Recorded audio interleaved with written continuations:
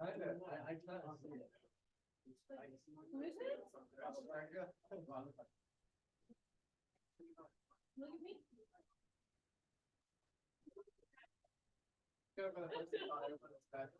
Make a little bit more of a sassy face moment. But I mean, the glass kind of, makes faces look like I do. Oh, yes, I do. We thought we had a stuff, bro. We thought we had a stuff. Were you happy or No, we were scared. don't lie? Because I love to give quizzes when I'm gone. So. Oh my God. I very much curves that quiz, I hate to say. All right. Okay, here's the plan for today.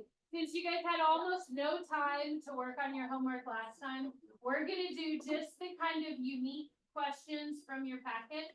And then you're gonna have at least, the goal is like 40 minutes to kind of work on homework, get caught up, blah, blah, blah. But we have to work to get to that point so that we can finish all of the sort of curveball questions, okay? So you're pulling out your notes from last time. Okay, the other goal, hopefully I won't forget, is I need you guys to get on total registration. So if you would want to help me remember that, that'd be great.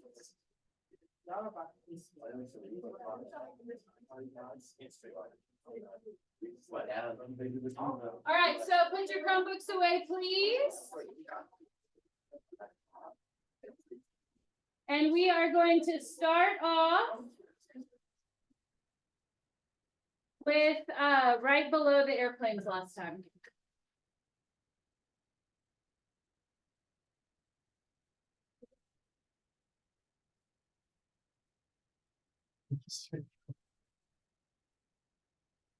All right, so draw yourself in the corner here, a little cardinal directions. So we have north, south, east, west. Okay, and I will say that usually on the AP test, they'll give you a diagram to go with it, but I just pulled a lot of these questions out of a textbook, and that's why they don't have a diagram. So it says car A is traveling south. So let's put car A here, and it's going south.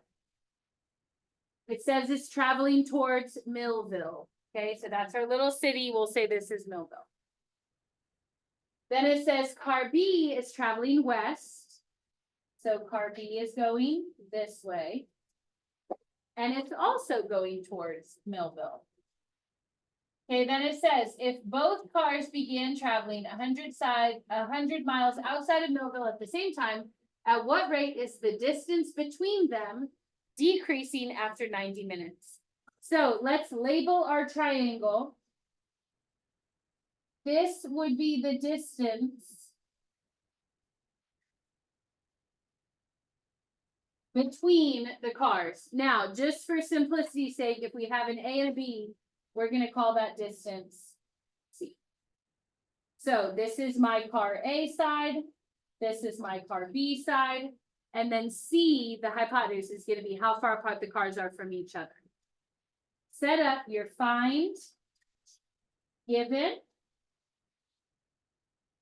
when, and your equation. Okay, it says, let's reread the question part to know what we're finding. It says, at what rate is the distance between them decreasing? What are we finding? D what, DT? D, CDT. Because remember, we used C as the distance between the cars. Okay, then we're given how fast each car is going. That's going to be dAdt and dBdt. So dAdt is how fast car A is going.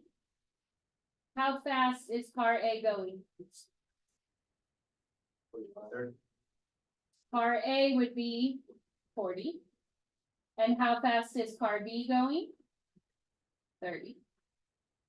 Now, quick question. If the cars are going towards Millville, is their distance away from Millville an increasing quantity or a decreasing quantity? Decreasing, then that means both of these rates need to be negative. because their distance away from the city is going down 40 miles per hour or 30 miles per hour. Okay, from there, the when on this one is kind of weird. Okay, it says both cars began traveling 100 miles away. So I'm gonna put here, they start 100 miles away. And then how long do I want to wait after how many minutes? Says we want to wait 90 minutes later. Okay, this is kind of gonna go back to the snowball thing. So I want to remind you of how to do that. How many hours is 90 minutes? It'd be 1.5 hours, yeah?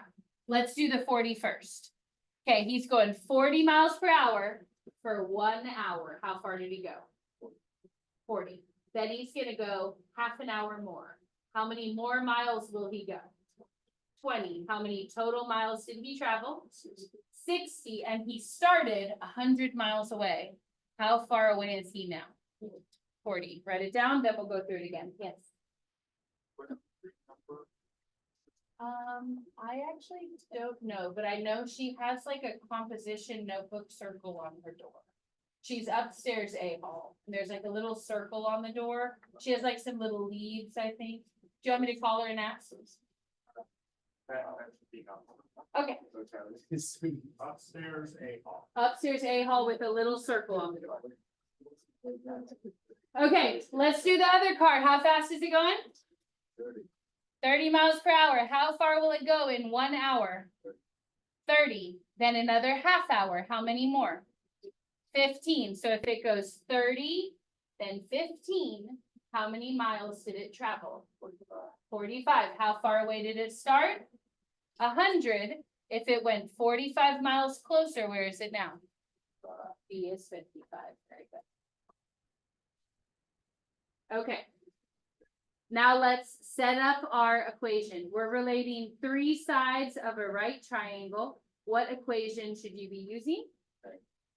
A squared plus B squared equals C squared, or Pythagorean theorem. Now, before we take the derivative, I want you to fix your little reference chart on the front. Okay, I made a mistake when I copy pasted this. So go to your page 1. It should say A squared plus B squared equals what here? C squared.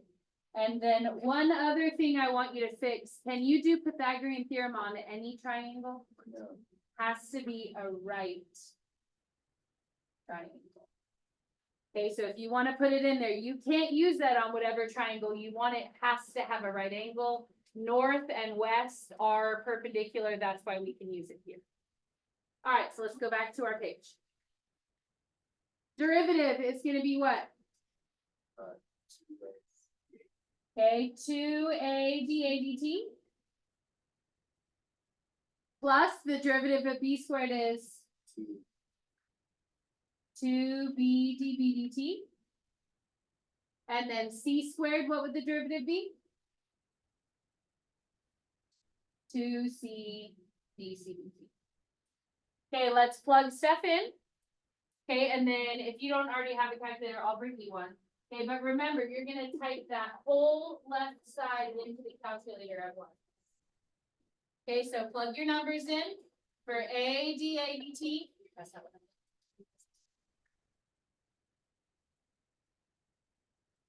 Okay, just type in that whole left side at once. And don't forget the negatives.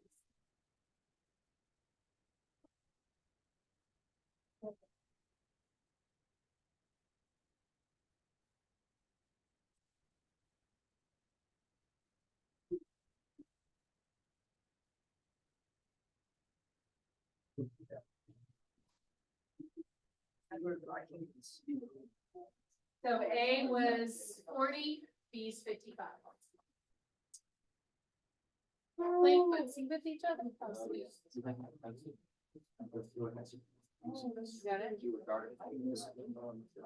Oh, you need that. I was getting you to that one.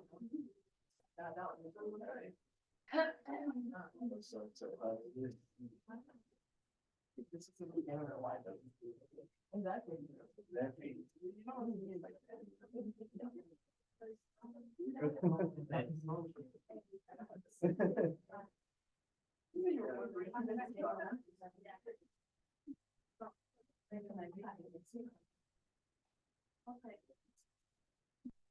What'd you get? 6,500? Oh, no, what'd you say? Yeah. Oh, that is right. Okay. All right, on the other side, we run into a little bit of a problem. Okay, we don't know what C is, but remember that if you know A and B, is that enough information for you to go back and find C? Okay, so we're gonna go ahead and round it off to a whole number. Okay, but go ahead and do that now, please. So we need to go back and find C. Remember, you go back to the original to find missing info. So I would go back to 40 squared. Plus 55 squared is it exactly 60? Yeah. Oh, okay. Good, okay. So you're gonna add them up, okay, then take the square root, and you get about 68. Thank you. Now plug it in. What is 2 times 68 on the right-hand side? Okay, and then what are we gonna do to solve? Divide the 136 across. Okay, now, before you divide it, my answer is gonna come out negative. If car A and car B are both traveling towards the same city, does it make sense that the distance between them has a negative derivative? Yes, because they're also gonna be getting close to each other if they're headed towards the same point. Does that make sense? So then negative 6,500, 136 should be about negative 47.7.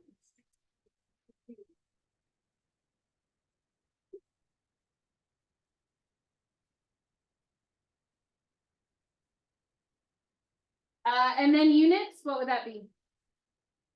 Miles per hour, very good. All right. MPH is fine. All right, go ahead and turn for me, please, to number 10.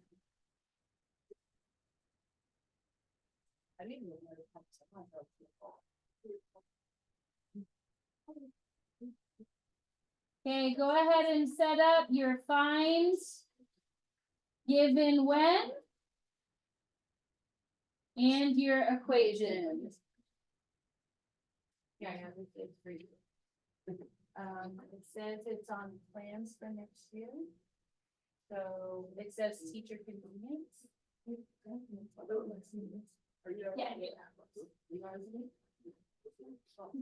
Like maybe like what college or, you know, the counselors like.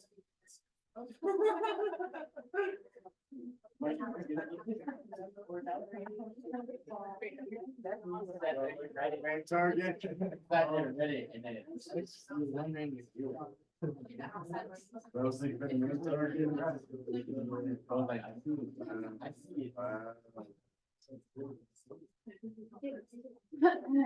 All right, first question, what are we finding? Okay, ladies. Okay, we want to know what rate the height is changing, so we're finding DHCT. Very good. And then they tell us that the sand is falling into the pile at a rate of 10 cubic feet per minute. What is that a measurement of? It's our given, but what is measured in cubic feet per minute? Volume. So dVdt is going to be 10 cubic feet per minute. You can keep track of the units if you want, or you can just put them in at the very end, which is what I'm doing. Okay, then it says, the diameter of the base of the cone is 3 times the altitude. So let's just kind of put that over here to the side. Diameter is 3 times the altitude. Okay, we don't know exactly what we're going to do with that right now, but just kind of write it down and keep it for later. Okay, then it says, At what rate is the height of the pile changing when what? 15 feet high, that's my height. Is 15. Okay, what shape is the pile? A cone. So look at your front sheet with all those reference equations on it. How do I find the volume of a cone? B equals 1/3 pi r squared. Okay, very good. Okay, it's 1/3 pi r squared h. Now we run into a little bit of a problem. Okay, if we take the derivative of this right now, what rule are we going to have to use on this side? Product rule. And when I do product rule, I'm going to have a dr dt and a dh dt. dh dt is what I'm solving for, but is dr dt ever anywhere else in the question? No. So we have a little bit of an issue that we don't know what to do with our r's. Let's go back to this right here. Diameter is how much of the circle? Okay, it's all the way across. So diameter would be the same as what? Twice the radius. And what is altitude of a cone the same as? Height. So let's rewrite that so that it makes sense with our letters. That diameter is twice the radius and 3 times the altitude and 3 times the height. Those would be the same. From here, if I want to eliminate r, what could I solve r for to substitute here? Divide by 2, very good. So r is going to be equal to 3/2h, and then I'm going to sub that in here. So essentially what you're doing is you're going to substitute r totally out of the equation.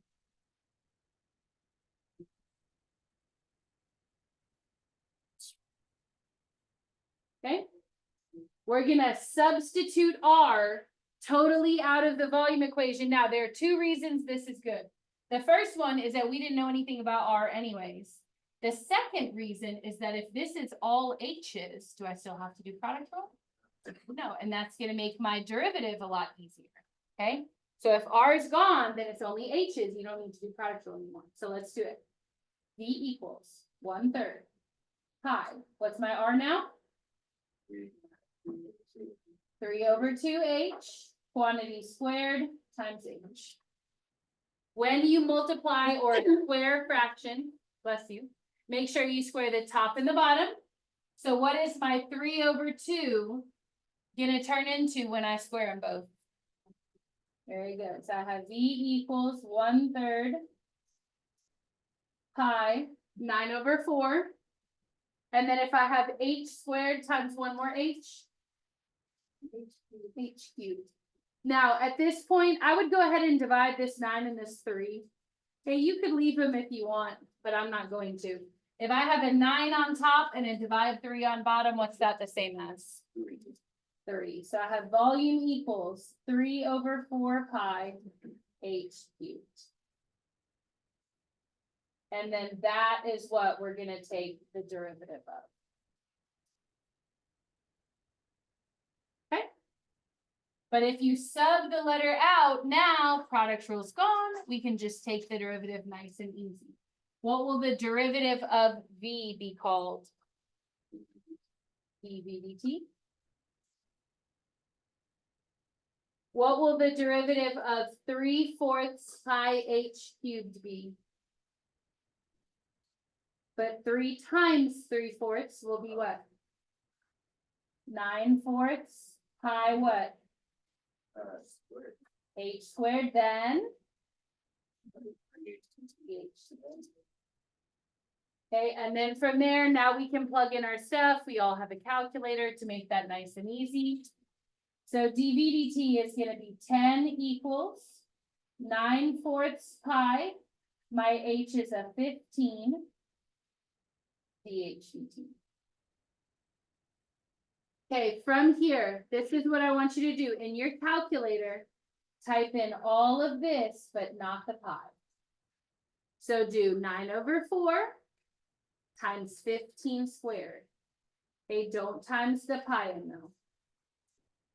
Okay, so 9/4 times 15 squared. What does that come out to be? Okay, 10 equals 20/25/4, and then just put the pi back, you can just put it on the top.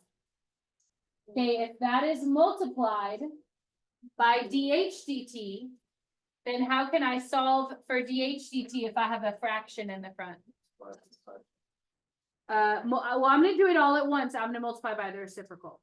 So I'm gonna times by 4 to get rid of the 4 off the bottom.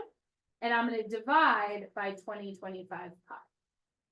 Times by 4 and divide by 20/25 pi. So you're essentially getting rid of the whole fraction at the same time by just flipping it.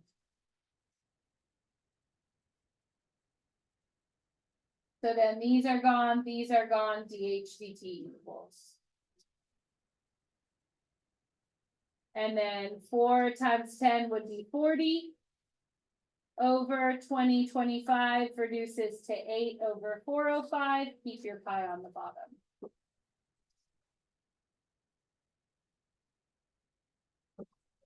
Now, if you were gonna actually divide this, because your homework, pretty much all of it you're rounding, is this the same to do 8 divided by 405 pi? Is your answer gonna come out right if you type it in like that? It won't. Here's why. It's gonna divide the 8 and the 405, and then it's gonna times by pi unless you do this. Parentheses 405 pi. Okay, the first answer is wrong. The second answer is correct. Your other option is if you want to pretty fraction it, then you don't have to worry about it. So do 8/405 pi, and that'll give you the correct answer as well. So for your homework, make sure, don't do the first. That's wrong. These two are both fine. Easy? Well, maybe not easy, but you get it? Okay. What do you say?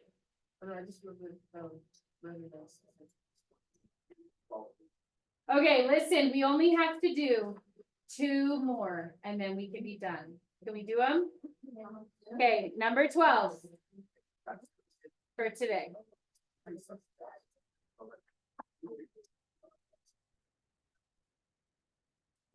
All right, turn the page. Okay, number 12, read through it, set up your find, give it when.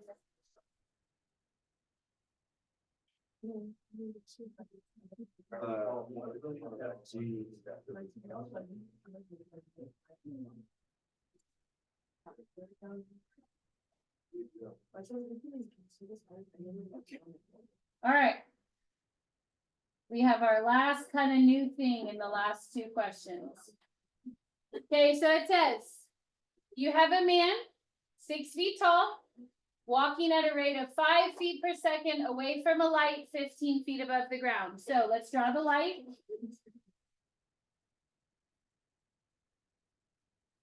Okay, there's the light. And here's the guy. Okay, he's walking away from the light. Okay, shut up, look, okay. Very handsome man. You don't even know what he's been through today, okay? You don't You have 2 right feet, Mitch. He's walking. Look, you can't have your feet, you know. Just 2 right. No, he's walking forward. Look, you don't get the vibe, okay? This is him. He's on the way. What's that line? It's a hat. Yeah. Yeah. Can y'all draw at all? Honestly, yeah. He's a thug. Look, he's got a little beard here. He's going into a 4-day weekend, okay? He's a little sassy though, to be honest. Is that a lamp? Huh? It's a lamp, yeah. Yeah, he's having a good time. And his phone is in his yonder pouch. But he also has a beard, so it's very unclear how old this young kid is. You also have no assistance.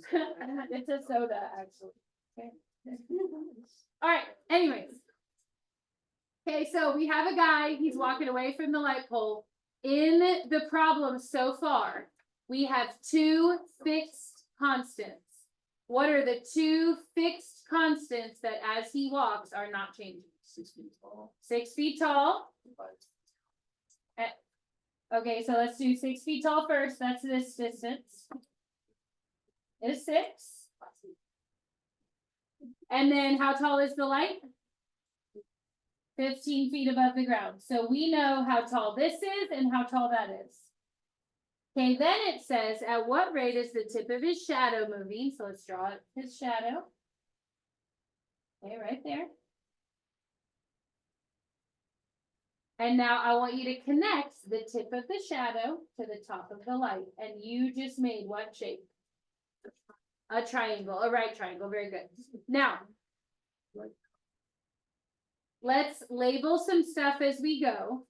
Let's say that the shadow we're going to call X, because as he's walking, his shadow is not going to stay the same length, right? As he walks farther away, the shadow is going to get longer.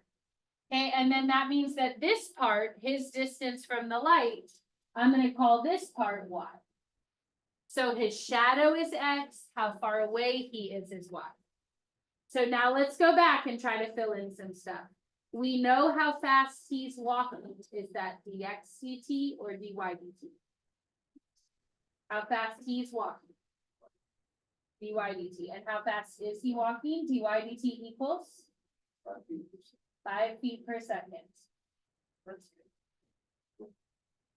Now, second question. If he's walking away from the light, is the distance from the light getting bigger or smaller? Bigger. So a positive 5 is appropriate. Okay, then it says, at what rate is the tip of the shadow moving? Is that dx dt or dy dt? So we're finding dx dt.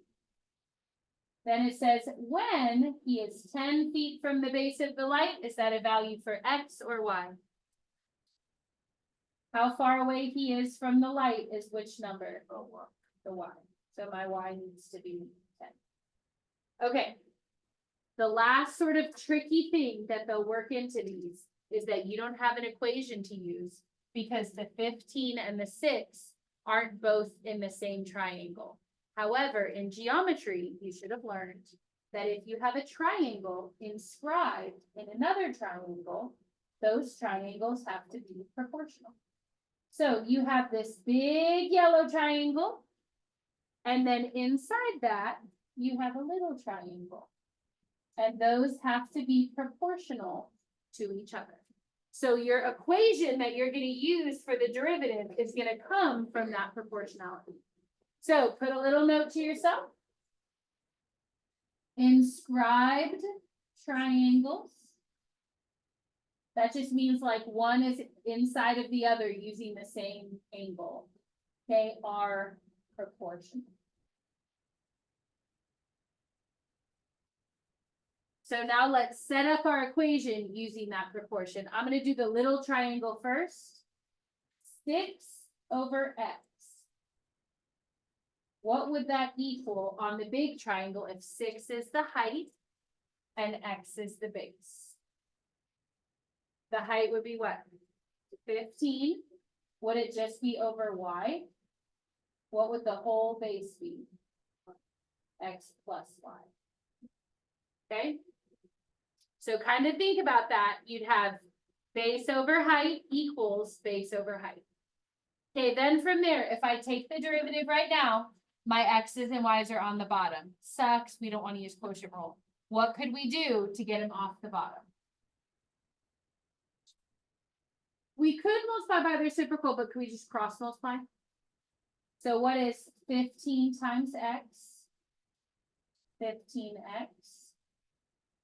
And then on the other diagonal, I have 6 times x plus y. That'd be 6x plus 6y. Now, I can take the derivative here, but is there anything else I could do to save me a little trouble if I have x's on both sides? 6. minus the 6x over. So remember, you want to try to make your equation as nice as you can prior to taking the derivative. So 15x minus 6x is going to be 9x equals 6y. Let's take the derivative. 9x, what's the derivative? 9 what? Dx dt. And then for the derivative of 6y, 6 dy dt. And then just plug in the stuff that you have, solve for the stuff that you. So my dy dt was a 5. That means 9 dx dt equals 6 times 5, which is how much? 30, and then divide the 9 across. So dx dt is going to be 30 over 9. Okay, that can reduce over what number? They can both divide by 3. That'd be 10 thirds. Okay, for units, dx dt would be measured in what? Would it be feet per second, feet squared per second, or feet cubed per second? Feet per second is correct. Okay, also, as he's walking away from the light, his shadow is going to be getting longer or shorter. Which one based on this answer? Longer, which should kind of make sense. All right, last question, number 11. Water pours out of a conical tank with a height of 10 and a radius of 4 at a rate of 10 cubic feet per minute. Find, given, when, and equations. Okay, here's your conical tank. I'm going to have you draw it this time. Just make it look like a cone. Okay.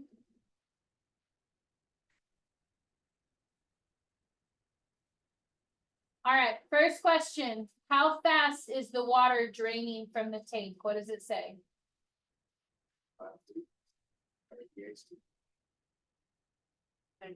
10 cubic feet per minute. And what is that going to be a measurement of? D what, dt? Cubic feet would be volume. Very good. Okay, so is that correct as is? No, because the water is doing what? Is the volume increasing or decreasing? Okay, if it's pouring out, it's going to be a negative 10. Okay, then it says, how fast is the water level changing? So let's pretend there's water in here. What would I call the water level?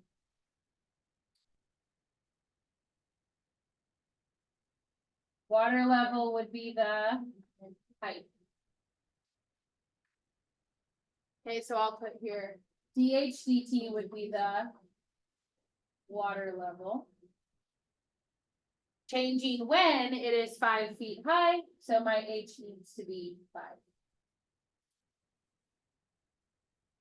Okay, go back to your front page. We know this is a cone. We want volume. And actually, I think we did this on number, whatever it was. What was the equation? 1/3 pi r squared. 1/3 pi r squared h. Okay, now notice this time they don't say, oh, the diameter is twice the height.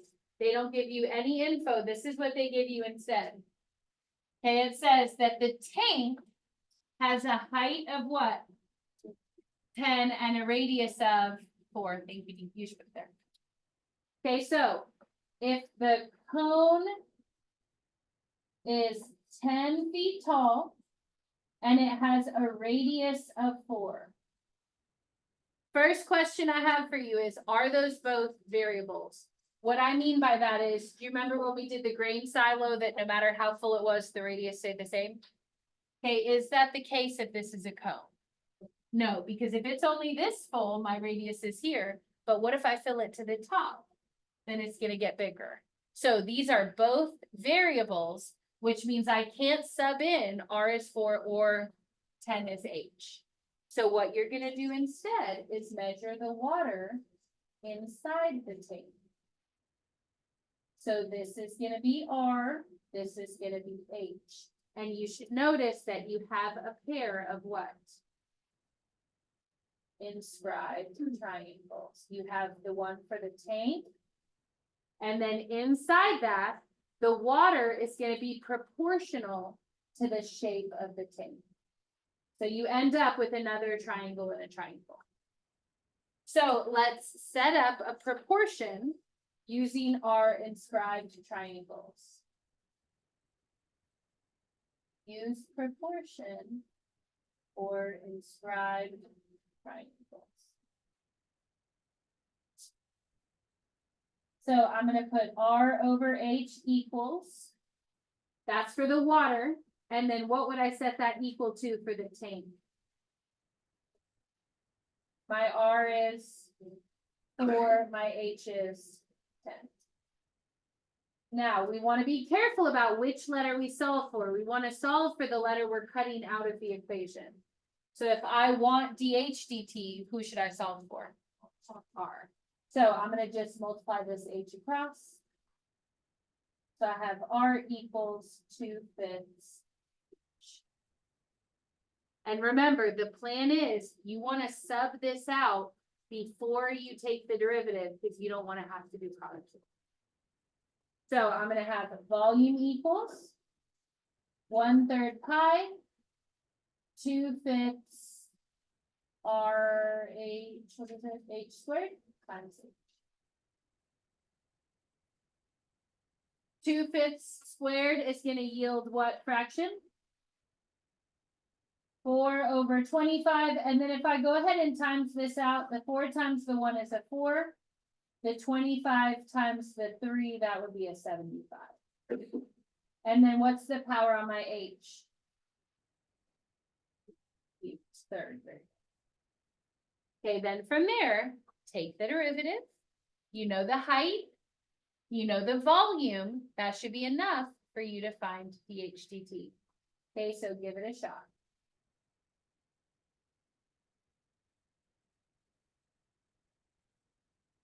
Okay, dV dt equals, take the derivative. No product rule because we got rid of the R's. And then plug in your stuff. Use your calculator to get all the way to the end and let's see if you get the right answer. 4 over 75 times 2.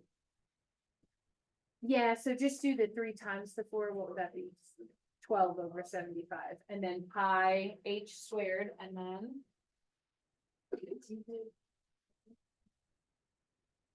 So your H was squared. And then you times that. That's why it was. You did it right? Oh, here? Well, hold on, you gotta, now we're taking the derivative. Yeah, so I was saying, so come up here, we're not ready to plug in the, what's the derivative? I don't know. Oh, good. What's gonna be, I'm split, what's that? You did. It's not to make the- So do 3 times 4 over 10. Yes. Oh, good. Okay, so put 4 over 25 here. Oh. And then your 5 stays behind it, and now what's your power on squared times. And what are we plugging in for our dV dt? Negative 10 equals 4 over 25 pi. What's our new H now? 5 squared. Okay. And then the other times 25 and divide by 1 and 5. The negative 10 equals. And then divide by 4 and across. Yes. So then I did 25, and then multiply by that. Now, can I show you something that might make it a little easier? 25 and 75. Can reduce. What is 75 divided by 12? That's going to be now 1/3 and what's 1/3 of 12. So it'll end up just being a 4 pi, even if you didn't have a calculator.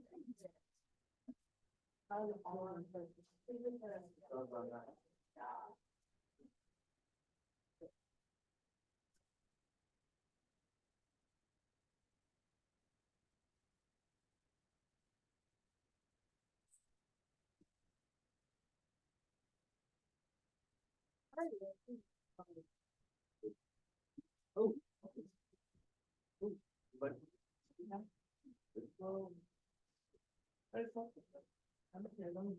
Y'all did it in the calculator. What I did is I did 3 times 4 is 12. Our answers will come out the same.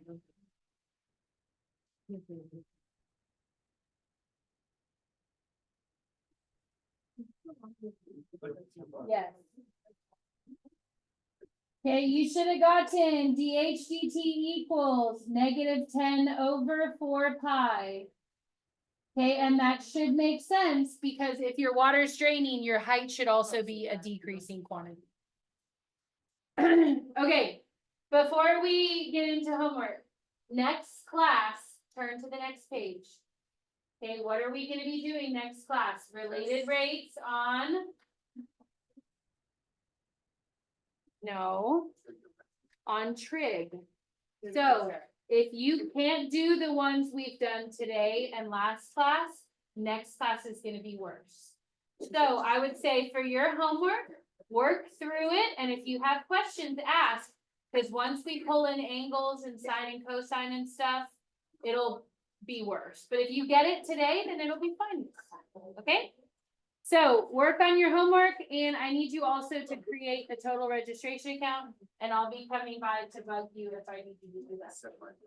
Yes. Yeah, I think, yeah. Like. Yeah. Oh, okay, so you, so right. Oh, that sounds good.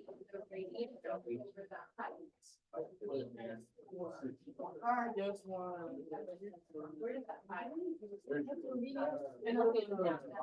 When the hydroxide, so